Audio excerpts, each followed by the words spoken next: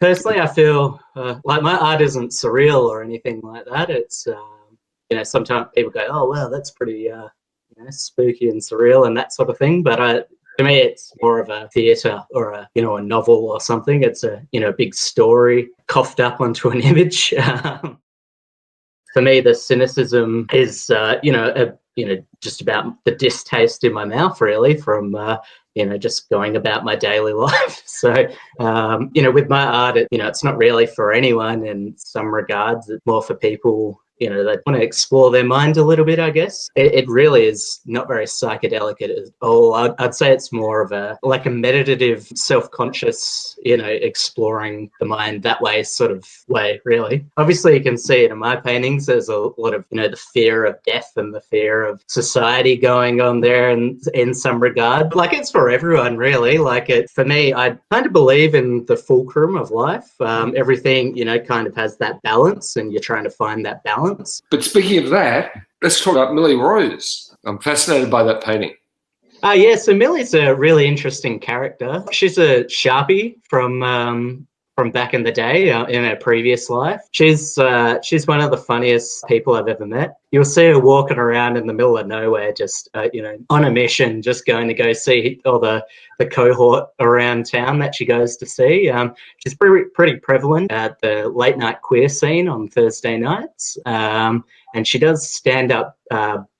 She does baby. I reckon it's stand up comedy, but she does baby drag, which is really interesting.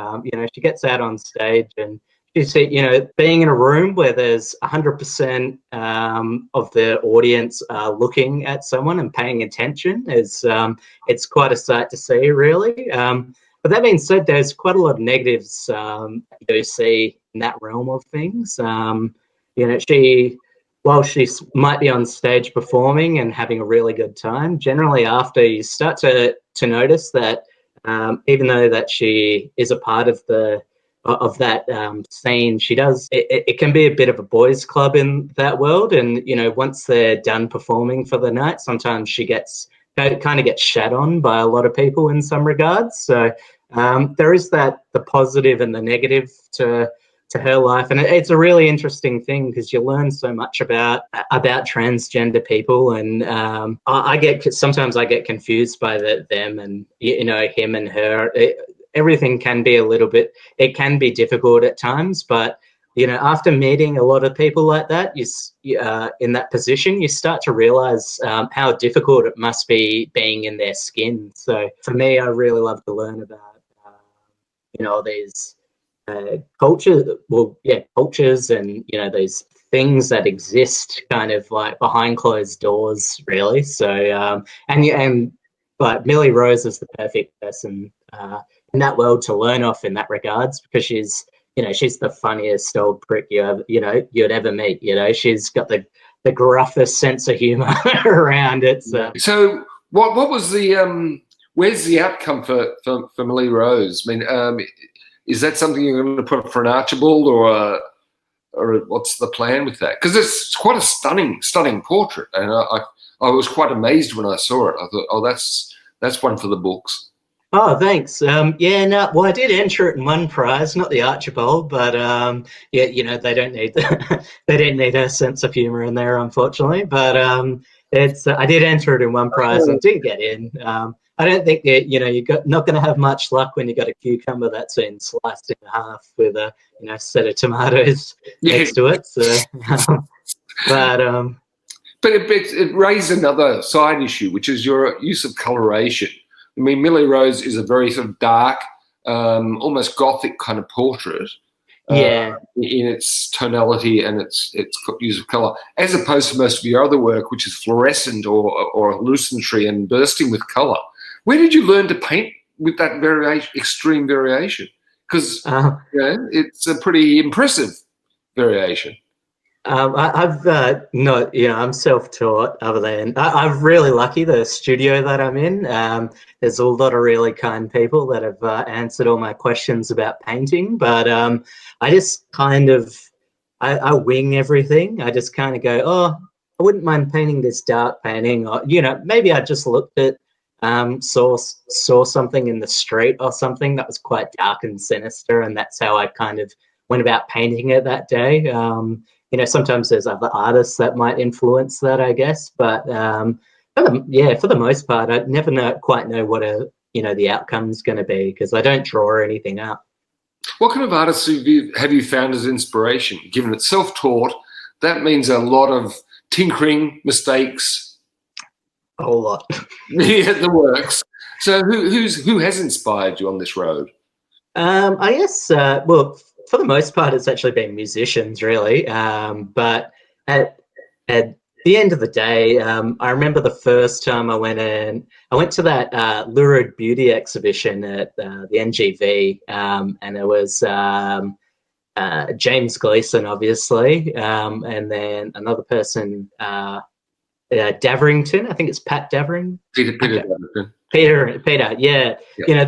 Those two alone both have such vast coloured painters, and I definitely see both of their styles kind of influence into me. But for the most part, like I kind of try to stay away from meeting too many artists or seeing too much art, because it does influence you in some ways. Sometimes you can't help yourself. Like I went and saw I'd always go and see a Louise Human painting if I can have a chance, because it's she does that beautiful dark paintings. But for the most part, I'm still exploring to find that what I would like to actually produce with my art. So it's it's exciting times, really. So obviously not right now, but have you got great ambitions to travel and see certain artists from Goya or what have you around the world?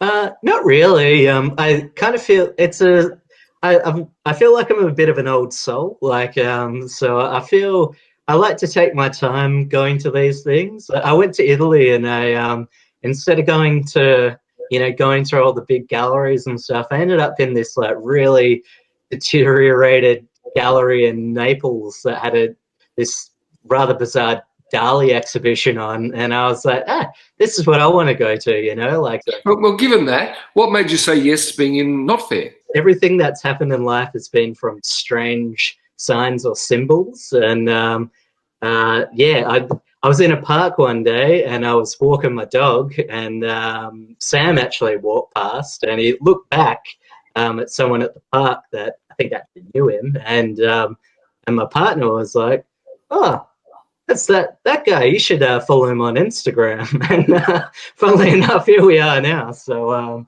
it's all symbols and signs, really. It's if you got a third nipple, who knows where the world's going to take you. So. That's so true. That's so true. So what kind of work would you look at putting into the next NotFair when we finally have it?